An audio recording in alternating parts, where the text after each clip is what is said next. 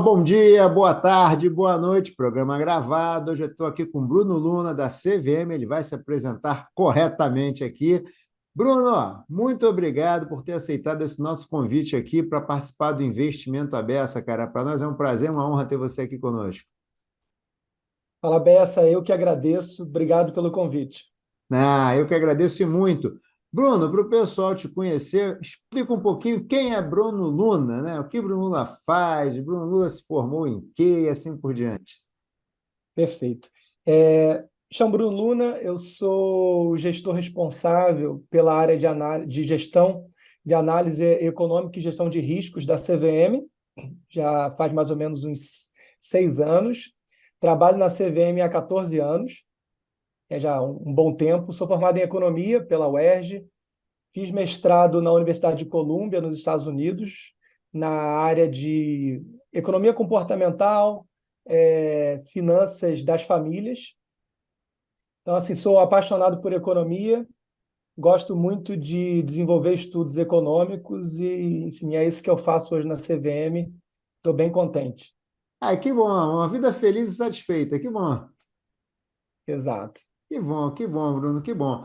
Bem, Bruno, vou aproveitar, né, nesse episódio aqui, a gente vai aproveitar toda a sua expertise aqui, né, sobre essa história sua que você tem aqui, para a gente falar um pouquinho dos últimos estudos da CVM. E, aliás, já aproveito para elogiar, tá um show de bola, tá muito bacana mesmo, tá? Isso é bem bacana. E a gente tem alguns aqui estudos, eu acho que um dos últimos que vocês soltaram, não, o último foi o de influencers, né?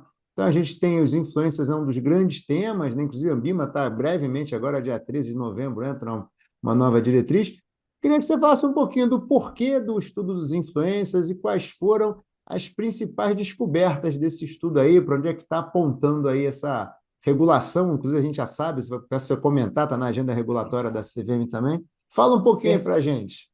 Perfeito. O estudo de influenciadores digitais, né, ele foi uma encomenda do colegiado da CVM, já faz algum tempo, né, ele foi divulgado esse ano. E o foco principal, na verdade, foi, né, o impacto desses influenciadores digitais na decisão dos investidores. Você pegar aí, né, vamos pegar aí os últimos 15 anos, né, as últimas 2 décadas aí do mercado de capitais, vamos botar assim, os primeiros 15 anos você tinha em torno de 600 mil CPFs na Bolsa de Valores. Você pegar os últimos 5 anos, você saiu de 600 mil investidores para mais de 5 milhões. 10 vezes mais, né? Resumindo, Absurdo, exatamente. E uma pesquisa da B3, né, uma pesquisa muito interessante, junto ao público investidor, né, esse novo investidor da Bolsa, revelou dados bem interessantes. Primeiro foi que, dessa galera que entrou nova na Bolsa de Valores, 3 em cada 4 investidores disseram que aprenderam a investir através de canais de YouTuber/influenciadores. 3 de cada 4. O ticket médio, né, desse público investidor, que era em torno de, o primeiro investimento, né, era em torno de mil e poucos reais, caiu para 40 e poucos reais, se não me engano. Um número uau! bem pequenininho, é absurdo.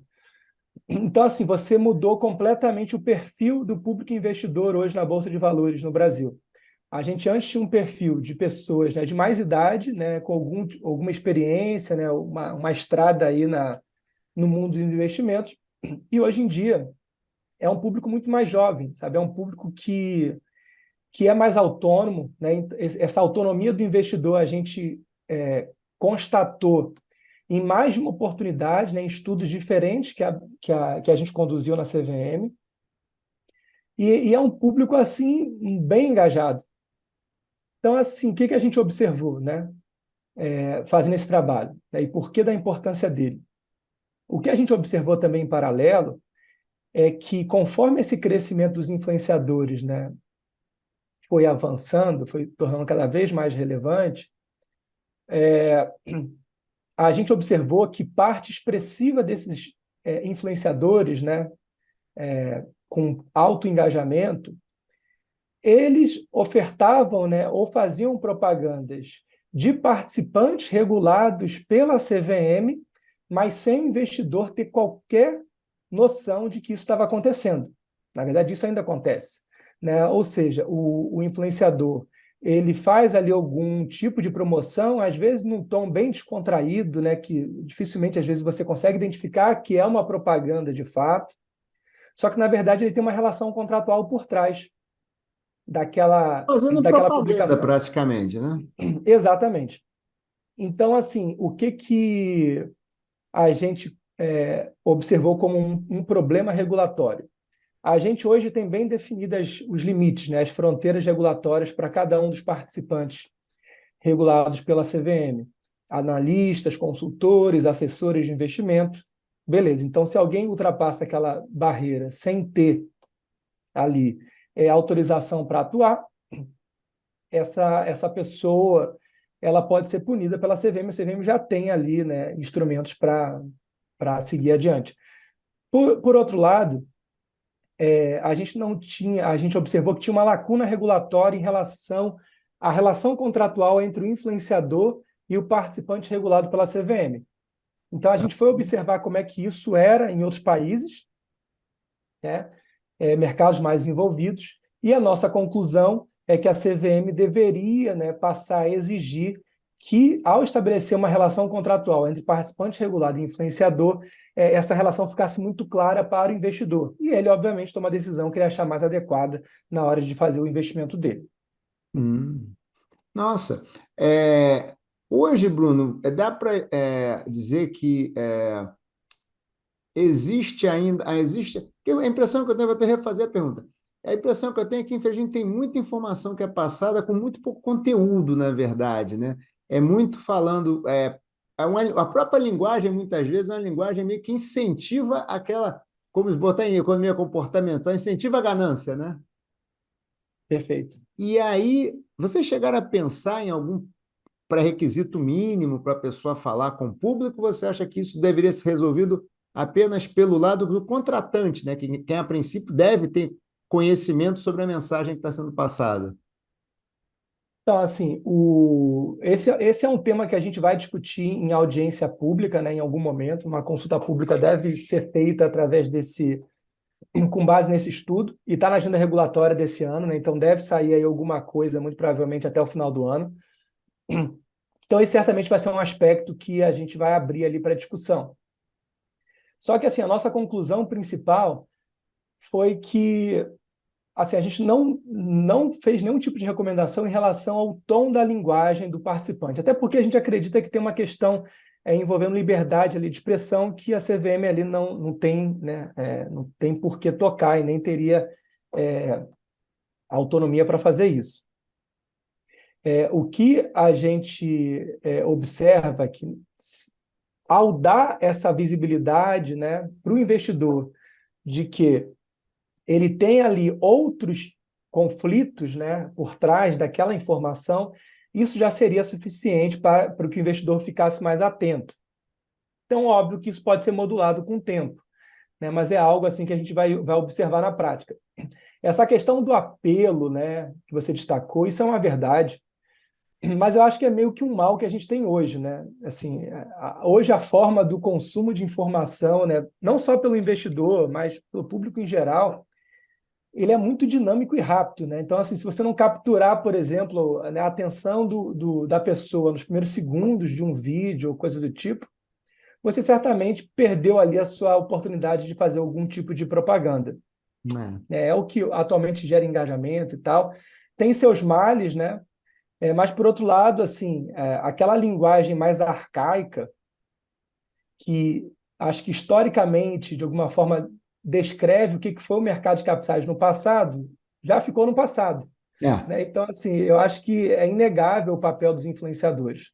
Né? O que a gente está mais preocupado é com o aspecto ali da relação dele com o público investidor, né? Que a gente está interessado e acha correto ali fazer um ajuste. E é isso. Não, eu acho que, não, assim, particularmente, a opinião pessoal, eu concordo plenamente. Eu acho que o ponto é dar o disclaimer, né? Eu acho que o investidor, a partir do disclaimer, toma a decisão. Se quer seguir a recomendação, não quer seguir, nem podemos chamar de recomendação, né? Mas quer seguir a dica que o cara está passando ali, tal, tal, tal, ou se ele não quer seguir, né? E eu acho que o contratante, como você falou, tem que ter uma relação contratual ali, né? Nova diretriz da MIMA fala, inclusive, de corresponsabilidade com conteúdo, né? Então, o Perfeito. contratante que é um regulado do mercado de capitais, eu acho que tem um papel importante aí também dizer, ó, a mensagem, qual é a mensagem é essa, né? Você pode dar o tom que você quiser, mas a mensagem é essa. Você não pode dar uma mensagem diferente dessa, né? Perfeitamente. Acho que é um pouco por aí. Ah, legal. Então você acha para esse ano, então deve sair alguma coisa, aquele pacotinho de final de ano assim para o mercado ter que dar uma lida, deve sair no final do ano ainda, né? Eu acredito que sim, Bessa. Está na agenda regulatória, né? O assunto já começou a ser discutido internamente na CVM, então eu acredito que deva sair, né, conforme a agenda regulatória que a CVM já divulgou. E aí, assim, eu acho que vai ser uma audiência pública muito concorrida, né, porque é um assunto que gera um debate muito grande, até engajamento, vamos dizer assim, usando linguajados influenciadores. E, assim, vai estar aberto para que as pessoas possam opinar, né, e vamos construir aí a melhor regra, né, possível, respeitando liberdades individuais e tal, Ah, mas legal. também ampliando a proteção do investidor. Tá. E só uma curiosidade, no mundo, assim, na tua pesquisa, quando a gente olha mundo, dá para dizer assim, se tem alguma tendência mais majoritária, realmente majoritária, entre fazer essa recomendação de disclaimer ou exigir algum pré-requisito mínimo? Tem alguma tendência majoritária no mundo? Então, o que a gente observa, né, que a forma como as jurisdições estão tratando o assunto é um pouco heterogênea. Então, por exemplo, a regra americana, né, é uma regra que, inclusive, é, foi a inspiração de uma regra parecida que a CVM, que a CVM não, né, que o Brasil tinha na década de 60, né, nem tinha ainda sido criada a CVM. A lei do mercado de capitais, ela tratava já desse assunto da propaganda. Ela dizia que qualquer manifestação, né, matéria, que envolvesse, o artigo acho que 89, depois eu pego a lei certinha para te passar, não me recordo agora o número dela, mas é a lei do mercado de capitais. Se você fizesse qualquer tipo de matéria, qualquer divulgação, onde você era remunerado, né, por participantes interessados naquele tema, né, distribuidores, emissores e assim por diante, e você não dissesse que tinha um determinado vínculo ali por trás, isso era considerado manipulação de preço, manipulação fraudulenta de preço no mercado de capitais. Isso era o tratamento que era dado. Então, ou você deixava bem claro de que você tinha um interesse por trás e você estava sendo contratado para dar aquele tipo de opinião, ou a regulação considerava aquilo como uma manipulação. E essa regra ela foi inspirada, né, em um dispositivo parecido com o americano, que já existe lá desde os primórdios da SEC. E essa regra da SEC ela é a mesma até hoje. Né? Ah, Então, propaganda de valor mobiliário ela é tratado dentro ali das regras que tratam de propaganda de modo geral. O Reino Unido, né, ele, ele trata o assunto da seguinte forma: qualquer opinião que você dê que possa induzir o investidor a tomar uma decisão de investimento, você tem que ser regulado para tal. Então, você tem que estar dentro de uma das caixinhas, né, da regulação da FCA, o que é até bem mais restrito do que o que a gente tem aqui ou a própria regulação americana. A Austrália e a Holanda, por exemplo, que foram outros dois mercados que a gente foi consultar, eles adotaram uma linha muito mais educativa.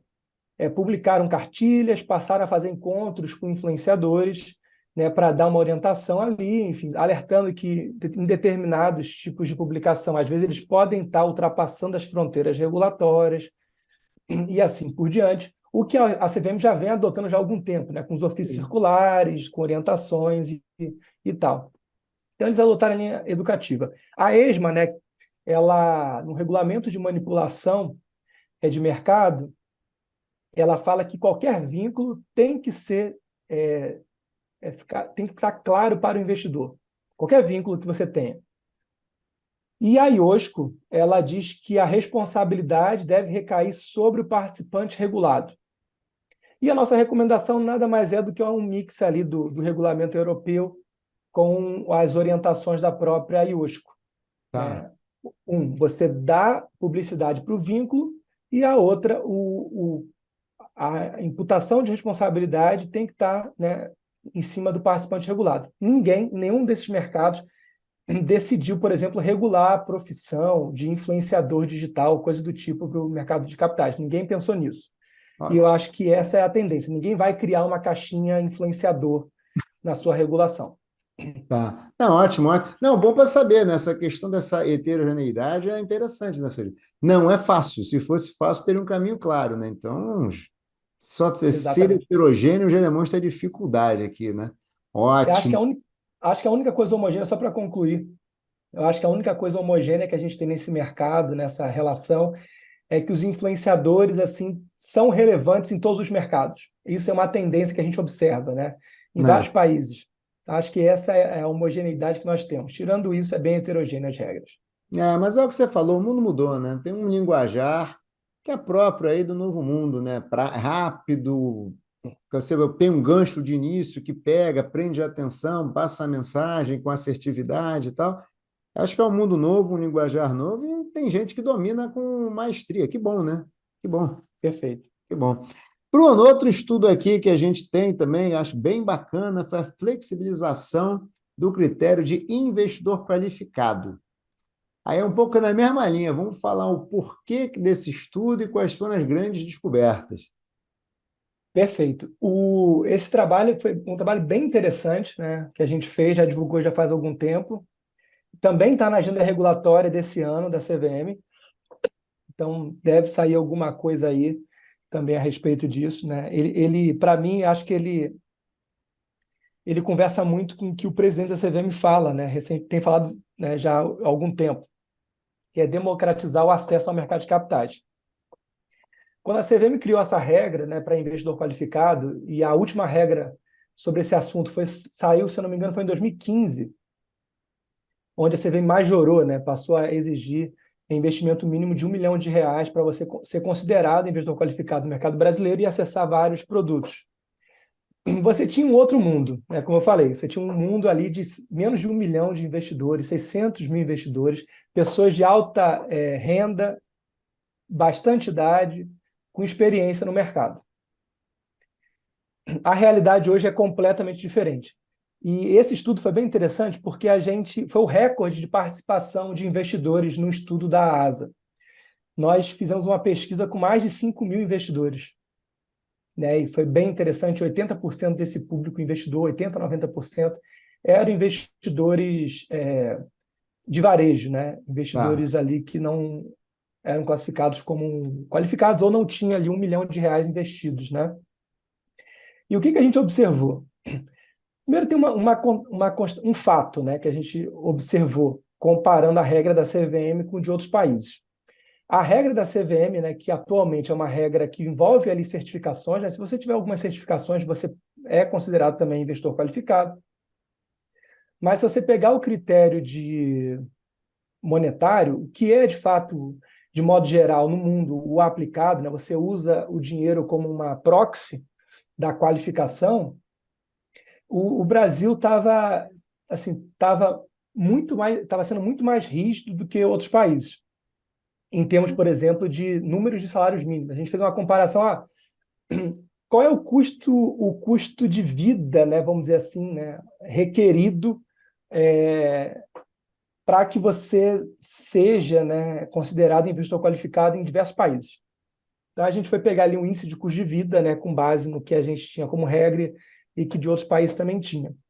E o que a gente observou, para o Brasil estar na média ali dos demais países, a gente deve, na média, tem países um pouquinho acima, um pouquinho abaixo, mais abaixo do que acima, na verdade.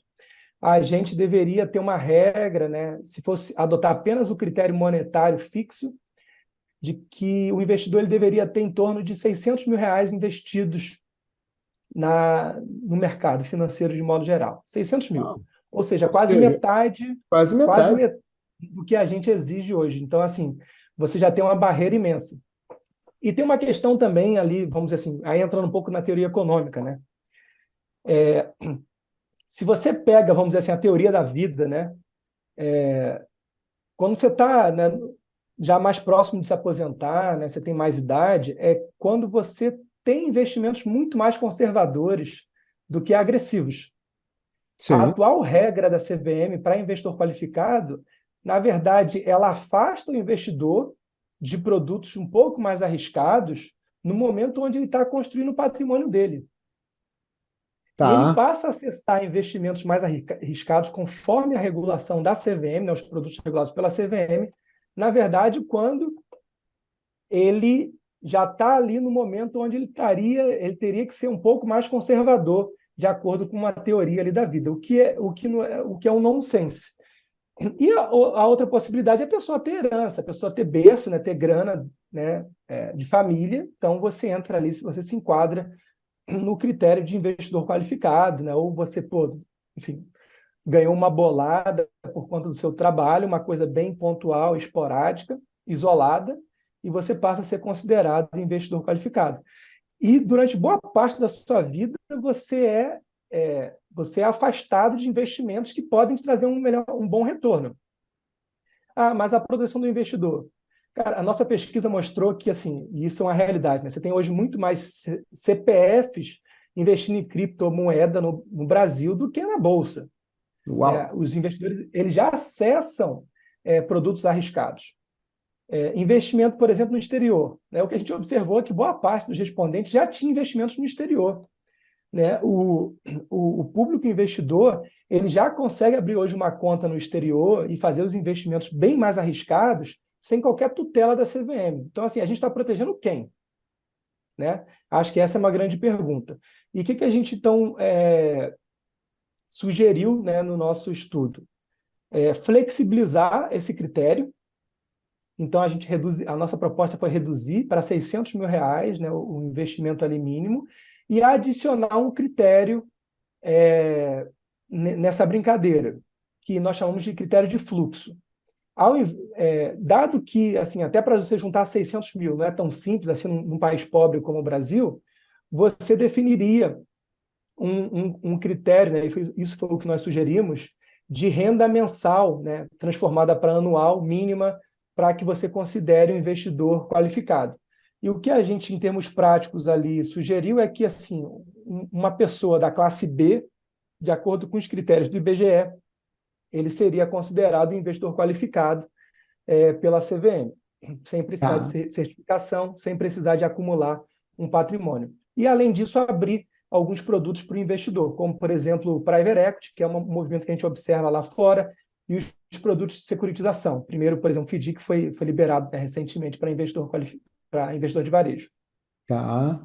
É interessante. Quando você fala classe B, estamos falando de. Os critérios são o E ou um ou? Ele pode ser ou uma renda mensal ou um acúmulo, uma riqueza.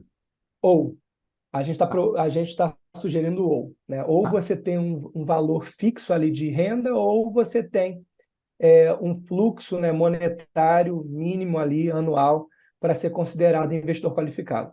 Você lembra de qual é esse fluxo anual, mais ou menos? Estão falando de quanto? Se eu não me engano, o que a gente propôs foi em torno de 15 salários, um pouco menos de 15 salários mínimos, Ano por mês, né, por mês? transformado em anual, exato. Tá, tá. Se eu tivesse esse fluxo ao ano, a princípio ele seria considerado investidor qualificado. Exato. E, Tá. obviamente, né, eu acredito que o assunto vai ser debatido em audiência pública, pode haver outras sugestões aí, vamos discutir. Mas você acha que essa audiência é o quê? Para ano que vem? Está na pauta da CVM? Ela está na agenda para esse ano. Tá. Poxa, o ano está Então, carregado. exato. Então, eu acredito que talvez, né, talvez nesse pacote aí que você mencionou, né, deve sair alguma coisa ainda esse ano, né, para ser discutido com o mercado. Mas, assim, é algo para curto prazo. É. Nem achei interessante, você falou 1 milhão, mas a regra é 2015, né? Se for corrigir pela inflação, isso era esse 1 milhão lá atrás, pesava muito mais ainda, né? Muito mais, exatamente. Muito mais, muito mais. E quando você falou que essa questão da teoria da vida, é porque, em teoria, eles, enquanto não qualificado, ele não consegue pegar um monte de produtos mais sofisticados, né? Porque a regulação também não deixa, né? Acaba o que você falou, ele acaba acaba ficando limitado nos produtos de menor risco também, né? Exatamente. Tá. Exatamente. Hoje você, em termos práticos, você acaba restringindo, né, o investidor, vamos dizer assim, de varejo, a produtos mais caros, né, porque produto que não é para investidor qualificado tem taxa, por exemplo, de administração mais cara e assim por diante. Produtos menos sofisticados e menos arriscados também, no momento onde o investidor está construindo o patrimônio dele, o que não faz muito sentido. É isso.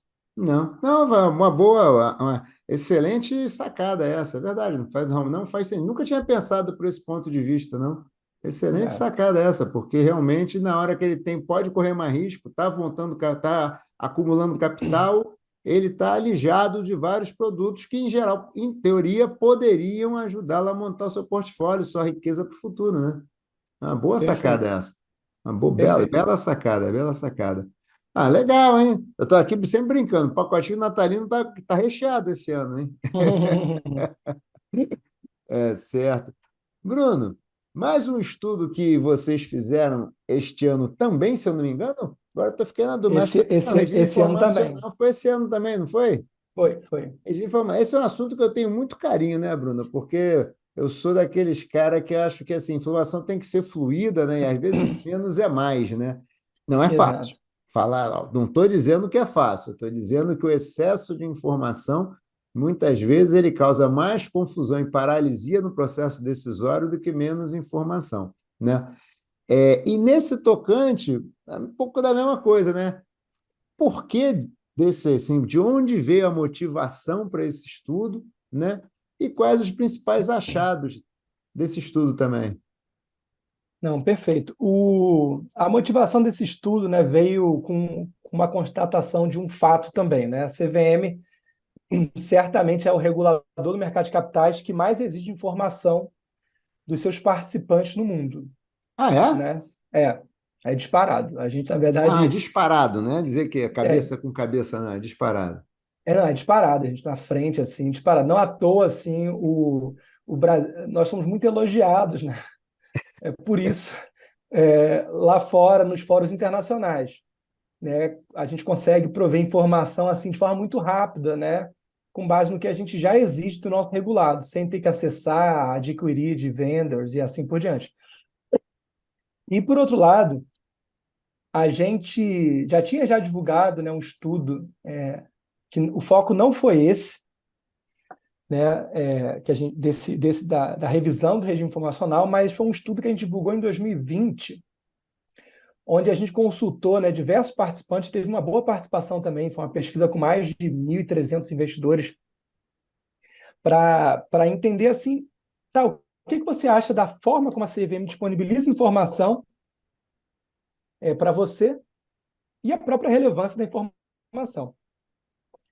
O que a gente observou é que ali, né, na época, você já tinha assim uma gama de informações que não era sequer do conhecimento do público. As pessoas Ah, elogiaram, foi por exemplo, é né, que com a o público, gente não foi com os não foi com os participantes de mercado, foi o público, em geral. é o investidor, de Tá modo bom. geral. Tá bom, tinha entendido que era com os participantes, foi com o público em geral, tá bom. Não, o público em geral. Tá bom.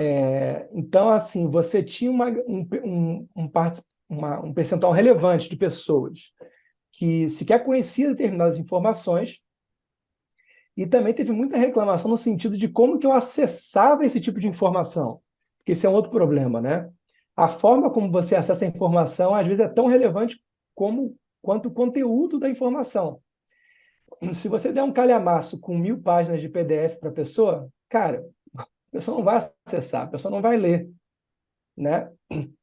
Então, já tinha ali uma constatação, né, de um potencial problema, e como a gente fazia muito tempo que não revia, né, o regime informacional de fundos de investimento, decidimos assim, pô, vamos estudar isso a fundo, né, porque é o maior mercado que nós temos no Brasil, é o de fundos de investimento, né? O Brasil, em termos de quantidade de fundos, é a maior indústria do mundo, em quantidade de fundos. Tá. É a maior indústria do mundo. Então, assim, vamos ver, assim, né, colher números, né, para saber o que está por trás disso. O que a gente observou? A gente foi ver, por exemplo, tráfego, né, de acesso nos diversos canais da CVM dessas informações. A gente foi conversar com administradores, né, de recursos para saber como é que era esse acesso também junto os administradores, corretoras e assim por diante. E também fizemos pesquisa com os investidores. Conclusões. Primeiro que assim, tem informação que o investidor sequer sabe que existe. Gente, como é que a gente exige uma informação de um participante que o investidor sequer sabe que existe? Como, por exemplo, demonstrativo de desempenho da carteira dos fundos. É algo assim quase que desconhecido do público investidor. Pô, mas esse é Mas para como assim investidor, né? Esse é justamente para o Exato. investidor e ele não conhece. Exato. Pô, como assim o investidor não conhece essa informação? Não, ele conhece. Ele não conhece o documento exigido pela CVM. O mercado já provê ele com esse tipo de informação. Então, assim, por que a gente não exige uma forma mais simples dele acessar essa informação, como hoje já é disponibilizada pelos participantes do mercado? Lâmina, por exemplo.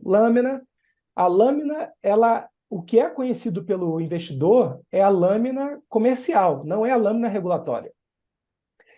Só que, assim, tem um ponto importante, né? A lâmina regulatória ela foi muito importante para você padronizar minimamente essas informações comerciais. Sim. Ela teve ali um benefício muito claro. Só que o documento em si regulatório hoje, ele perdeu o sentido, porque ele não é o documento acessado pelo investidor. E tem mais. Quando você exige um documento, uma lâmina regulatória, o que é mais importante para você como investidor? É você acessar uma lâmina de um fundo isolado ou você conseguir comparar diversos fundos. Gente, Perfeito. é muito mais útil a comparação do que um PDF. Assim, não faz o menor sentido. Então, isso foi um ponto que a gente constatou também lá no nosso trabalho. Então, por exemplo, o que a gente observa? Regulamento é algo super importante, de fato, é o documento mais acessado pelo público investidor. Composição de carteira, né? O portfólio das carteiras dos fundos. O que a gente observou? Quem acessa essa informação, na verdade, não é o público investidor em geral. Na verdade, são os competidores que acessam essa informação. O que significa em termos práticos? Hoje em dia, você tem investidores que pagam o poder de gestão de um participante para que o participante abra isso e isso seja copiado por uma outra pessoa. O benefício não está Sim. sendo capturado por quem paga. E a gente observa nitidamente o padrão de acesso dessa informação.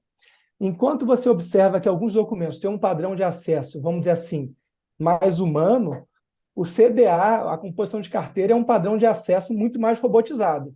Não é um ser humano que está acessando aquilo. Determinado dia da semana, uma determinada semana de um mês, volume enorme de captura. Exato. E a gente observa ainda que determinados fundos de investimento parecem ser assim, os queridos de acesso, o que mostra nitidamente para a gente que assim, quem está acessando aquilo não é o público investidor. Tem outros interesses ali por trás. E o que a gente observou? A gente observou que é claro que quanto mais transparência, você impacta positivamente na liquidez dos ativos. Isso é um fato. Mas, por outro lado, tem um estudo americano bem interessante sobre isso, né? A gente colocou lá na bibliografia do nosso trabalho. O que a gente observa é que quando você dá mais transparência, né, das carteiras dos fundos, esse benefício ele não é necessariamente capturado por quem paga por aquele serviço. É capturado pelo mercado e não pelos investidores que estão pagando por aquilo. E aí a recomendação, por exemplo, é para ampliar ali a divulgação dessas carteiras. Hoje em dia é mensal, né? O pessoal divulga mensalmente. Tem até uma deliberação que flexibilizou isso, mas ainda não está implantado, né, de fato, essa flexibilização, e a gente está sugerindo que se torne permanente, né, que de fato, né, o benefício seja capturado por quem paga por aquilo. Né, Nesse e é em sentido, linha com Bruno, o que. Por favor. nesse sentido, a ideia é que o CDA, a composição da carteira, seja publicada, ou divulgada pela CVM, pelos parceiros, assim que ficar no ar, é mais ou menos isso? A ideia é dar transparência para ela. Não, o CDA, na verdade, a gente está sugerindo que ele seja divulgado pelos participantes trimestralmente e não mensalmente, como ocorre hoje. Tá, mas é liberado para o público, né? De maneira para todo fácil. mundo. De maneira Exatamente, fácil. Que também exatamente. hoje o CDA, o composição da carteira, não é um documento que você entra no site do administrador e do gerador, encontra fácil. Aliás, acho que não encontra, né? Você tem que ir na CVM ou contratar uma dessas ferramentas de mercado, né? Exato. A CVM hoje já abre isso no portal Dados Abertos, né? Isso é dos dos nossos objetivos, e a gente está buscando criar ferramentas para que essa consulta seja mais fácil, né? Informações que o investidor, né, ele precisa comparar coisas, a gente está buscando formas de melhorar essa comparação, né? Ótimo. Isso é um trabalho paralelo da CVM. Só que, em linhas gerais, assim, o que a gente está sugerindo é meio que, vamos dizer assim, mitigar, né, essa falha regulatória, né, de beneficiar de uns pagarem pelo serviço e não serem beneficiados diretamente por esse serviço, beneficiar outros participantes, né? E a gente entende que ampliando aí, né, esse período para a divulgação dessas carteiras ajuda, contribui a mitigar esse problema. Ah, é bom, bom. Esse também está no pacotinho de final de ano, não, né? Não, esse muito provavelmente, né, deve ser levado para discussão para a agenda regulatória da CVM esse ano. E se tiver algum tipo de discussão mais estruturada, deve ocorrer só no ano que vem, creio eu. Se o colegiado da CVM, né, entender que esse assunto vai entrar como um dos prioritários. Tá. Eu estou lembrando aqui, agora quando vocês fizeram a resolução 160, né, de emissão de títulos imobiliários, né, de underwriting, ela já traz ali uma laminazinha lá que, nossa, melhorou muito. Eu, por exemplo, nas minhas aulas, antigamente você tinha que pegar um prospecto, ficar com um aluno olhando, pega 1.000 páginas, e agora não, você tem aquela laminazinha, já, gente, começa olhando para a lâmina. Não, depois vocês vão lá no prospecto, nessa já melhorou bastante, né? Eu acho, né? A você tudo bem, Sim. também é uma amostra viesada, que são alunos de administração, de economia e tal, né? Mas eu acho que melhorou bastante a transparência da informação, essa lâmina da 160. O que me deixou espantado é o relatório de desempenho, né? Que é um documento para investidor e o investidor não conhecer, né? Isso é que realmente me Não espantou, conhece. porque esse é Para tipicamente para o a investidor. gente também foi um espanto. Não, é uma coisa assim. É engraçado, assim, outro dia eu estava conversando com amigos sobre isso, né? A verdade é que com o que a gente tem hoje disponível de tecnologia, né? Cada dia que passa faz mais sentido que as coisas fiquem no alcance de um celular ou de uma tela de computador que você consiga arrastar e poder fazer as suas comparações, né? Cada dia que passa, isso é que faz mais sentido, né? Você escolhe lá o seu fundo, escolhe quais vai ficando, né? Cria um caminhozinho onde tipo quando você vai no museu, né? Vai ter que passar por aqui, depois por ali, você cria uma ferramenta com um caminhozinho e ele acaba tendo uma visão do que ele quer, uma visão comparativa, né? Acho que a gente vai caminhar para isso em algum momento, né? Perfeito, concordo plenamente. Não acho que aquele mundo do PDF, assim, que a gente estava falando, cada dia que passa vai ficando mais para trás. Até por uma coisa que você falou no início da conversa, que acho que a gente tem hoje uma cultura imediatista, né? A informação tem que ser muito mastigada, tem que ser muito fácil de ser digerida, porque senão, se perder, não tiver objetividade, não tiver aquele gancho inicial, qualquer barreira é um muro, né, hoje em dia, né? Perfeito. É a famosa arquitetura de escolhas, né, do É, Richard Taylor. é. A arquitetura de escolhas é fundamental hoje em dia. E eu acho que nós, como reguladores, né, a gente não vai mudar a realidade, né? A cultura imediatista está aí, é um fato. O que a gente pode fazer, na verdade, é facilitar o acesso a determinadas informações que são relevantes para o público investidor, né, de modo geral. Não, concordo plenamente. Bruno, como você sabe, a gente tem um horáriozinho aqui para terminar, né? Então, infelizmente, está chegando aqui ao fim. Eu queria te pedir para deixar suas considerações assim, a partir que a gente acabou falando aqui de um pacote de estudos onde o foco é o investidor, né? O foco é a facilidade de acesso à informação e tal. Queria que você fizesse um TCC, um comentário, alguma coisa sobre o que você, pegando os três temas que falamos aqui, o que você acha que é relevante? Assim, eu acho que, como mensagem, né, principal, eu deixaria que assim, a CVM está de olho em democratizar o acesso ao mercado de capitais, né? Isso, os últimos estudos, né, como a gente discutiu aqui, são totalmente voltados para isso. né? Está na agenda, é um objetivo estratégico da CVM, né? A gente reconhece que tem que ampliar o mercado de capitais, né? O mercado de capitais no Brasil, ele é muito pequeno para o tamanho do país. Sei que a gente tem é um país muito pobre e tal, só que o percentual, né, de participantes, né, apesar desse número expressivo, nos últimos anos ele ainda é pequeno comparado a países, né, mais desenvolvidos, com um perfil parecido com o brasileiro. Então, assim, acho que esse movimento de democratizar o acesso ao mercado, ele é um movimento que vai continuar, né? E acredito que vai ficar cada vez mais fácil, né, você compreender, né, e acessar produtos do mercado de capitais, né, regulados pela CVM. Deixaria também como um ponto de atenção, né, o próprio movimento dos influenciadores, né, a importância dos influenciadores é inegável, inegável. Só que a mensagem que eu deixo é para o investidor, né? A gente tem, de fato, como a gente discutiu aqui, uma cultura imediatista, mas eu acho que é muito importante, sabe, o investidor ele refletir bastante antes de tomar qualquer decisão e antes de tomar como verdade qualquer tipo de indicação, né? O investimento, né, como a gente conversou, né, Bessa, ele não é como comprar banana na feira, é uma compra de uma vida, né? Então, uma decisão que você está tomando agora, né, e depois, vai influenciar na sua saúde financeira ao longo da sua vida. Então, assim, você tem que olhar com bastante carinho para isso.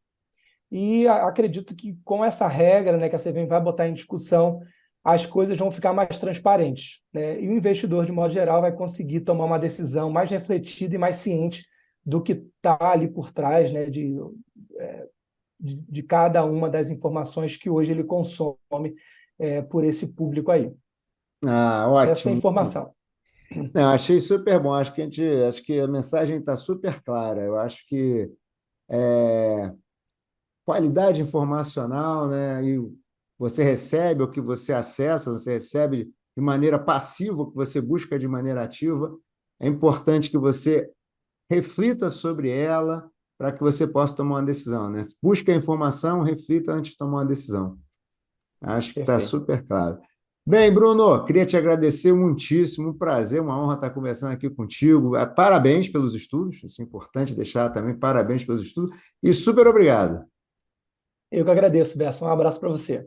Um abraço para você também, tudo de bom. Gente, saúde a todos, parabéns, saúde para todos. Tchau, tchau.